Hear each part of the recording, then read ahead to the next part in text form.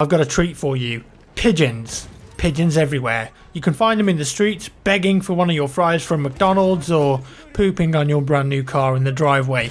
You can't escape the buggers, there's just too many of them, and now they've only gone and got their own game mode in Battlefield 1, believe it or not, and it's called War Pigeons. So during the Great War, man-made communication systems were still crude and unreliable. They were quite big, so dogs and pigeons were used extensively to carry messages. In the War Pigeons game mode in BF1, opposing sides compete to use messenger pigeons to call in artillery barrages on the enemy. You see, they are actually quite evil after all. When the game starts, a pigeon coop with a messenger pigeon is placed somewhere on the map. A ninja stealth pigeon, if you will. And then you've got to locate the pigeon before the enemy and carry it to a safe location out in the open. If you manage to grab the pigeon and get it to one of these safe spaces, you'll prepare a message and send it off calling in for artillery support.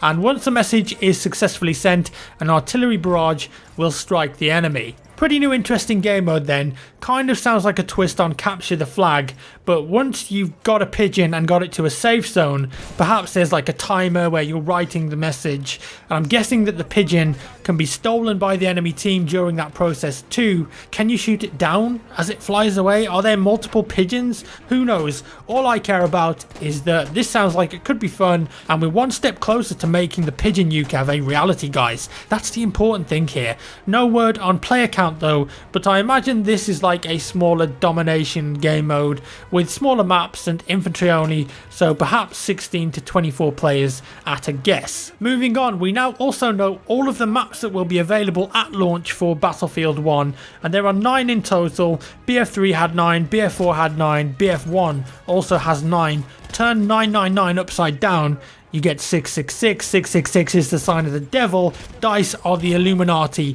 Confirmed. Having just updated the website and taken a look through, all of these maps get me pretty excited for the game because there's some real cool looking environments here that just make it look like a lot of fun. Let's take a look at all 9 now and see what we make of them. First up, Ballroom Blitz. No, not the song. Probably the weirdest name for a map set in World War I, but I guess we're just going to have to go with it. Join the final offensives along the Meuse River in 1918. Here, fierce fighting in trench lines is quickly replaced by the untouched beauty beyond hell. A massive French chateau, previously home to officers behind the rear lines, is now the scene for a battle with both tanks and flamethrowers. The chandeliers are shaking from the barrage as the American forces push the final railway hub at the edge of this map.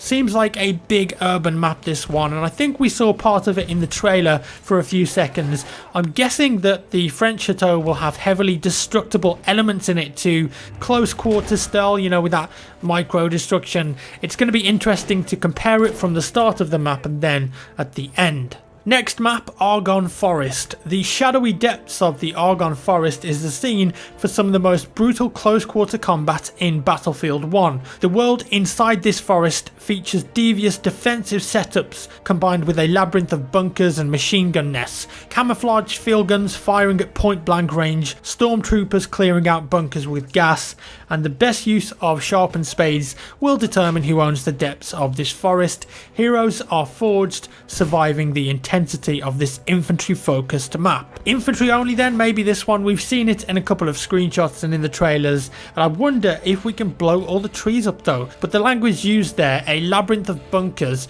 potentially lots of trenches and bunker fighting on this map, which will be quite different to what we've experienced so far in Scar and on the Sinai Desert. Up next, Foul Fortress. Join one of the earliest amphibious landings of the Great War as the British Empire struggles to secure the oil on the Alfour Peninsula. The majestic Ottoman fortress of Foul guards the entrance and is not falling uncontested. Here you'll fight through marshlands and dunes, over bridges and shallow coves. The assault finally enters the ancient fortress itself. The quest for oil begins here. The dreadnought needs to feed. I mean, just looking at that fortress in the background there, it makes the little boy in me smile with glee, because I used to try and build stuff like that out of Lego as a kid. This map will also have boat combat as well, and those tower walls probably destructible, but also a perfect sniping position, I reckon.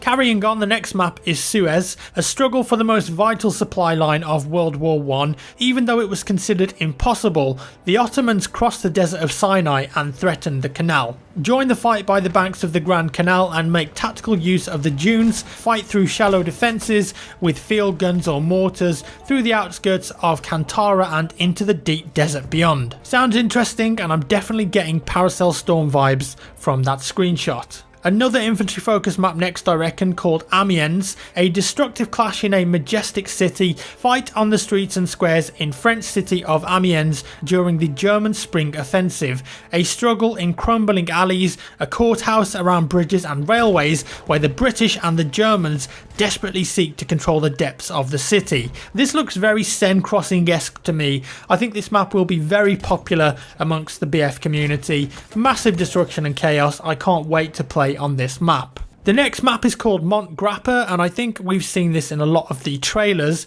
Take part in one of the final battles amongst the peaks of kings in the Venetian Alps, high up above the clouds in a desperate fight for control of mountain forts are challenging even for the toughest soldiers. Utilise the massive fort cannons to stop the advancing enemies as they scale the mountainside.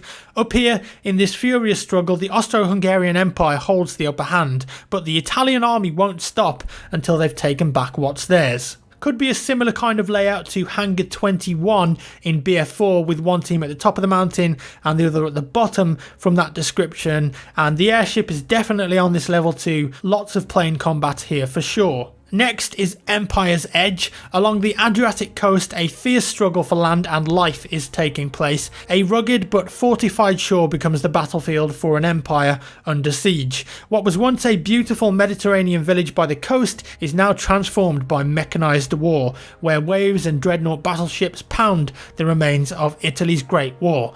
Land, air and sea in this map most definitely, and very picturesque. The final two maps are St Quentin Scar and Sinai Desert. Obviously we've seen plenty of gameplay on those already, so we know what to expect there.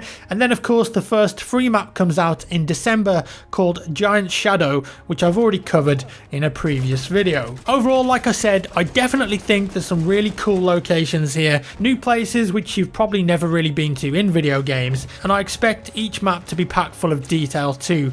I get the impression that there's lots of variety, which is of course what we're after in a Battlefield game to keep things fresh. I wonder which maps will turn out to be fan favourites though.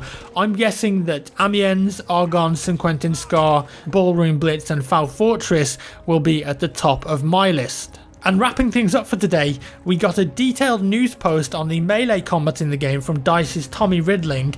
A couple of interesting things in here too. During a bayonet charge, you'll benefit from a faster sprint speed, we knew that already, than normal, and a slight damage reduction from incoming gunfire. We did kind of suspect that anyway, but it's good to have it confirmed about the health thing.